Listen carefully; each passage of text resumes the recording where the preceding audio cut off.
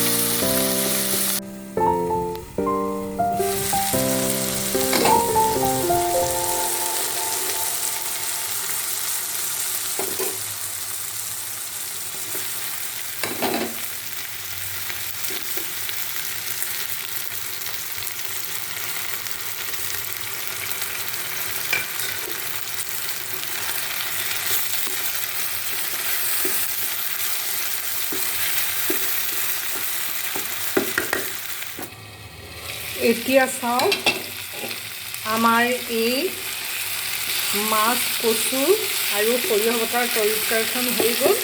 এতিয়া মই পৰিৱেশন কৰিবলৈ দিম।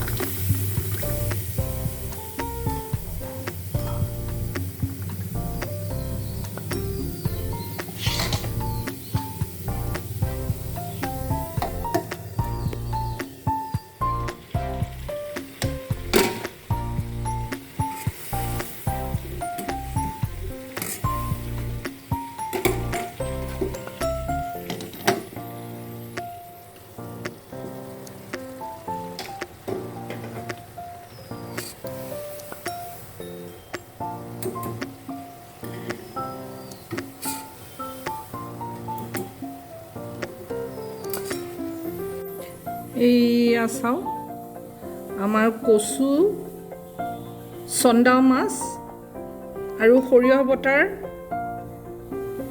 ভাজিখন হৈ গ'ল। এতিয়া মই পৰিৱেশন কৰিবলৈ দিম। এতিয়া চাওক আমাৰ অসমীয়াৰ এই কাঁহীখনত আছে দহি কচু, সৰিয়হ আৰু চন্দা মাছৰ ভাজি, হাতী ভেকুৰী তিতাৰ সিদ্ধ মানে বইল, চিম্পুল মগু মচুৰ দালি আৰু ভাত। এইখন ভাজি খাবলৈ খুব ভাল লাগে আৰু দহি কচু বৰ উপকাৰী। এই কচু আপোনালোকে খালে তেজ নথকা মানুহৰ গাত তেজ হয় আৰু এই কচুবিধ বিভিন্ন প্ৰকাৰে খাব পাৰি।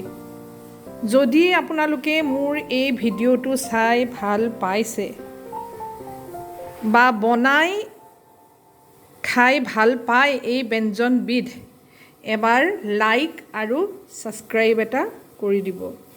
আজিলৈ আহিলোঁ, আকৌ পাৰোঁ যদি এটা নতুন ভিডিঅ' লৈ আপোনালোকৰ ওচৰলৈ আহিম। ধন্যবাদ।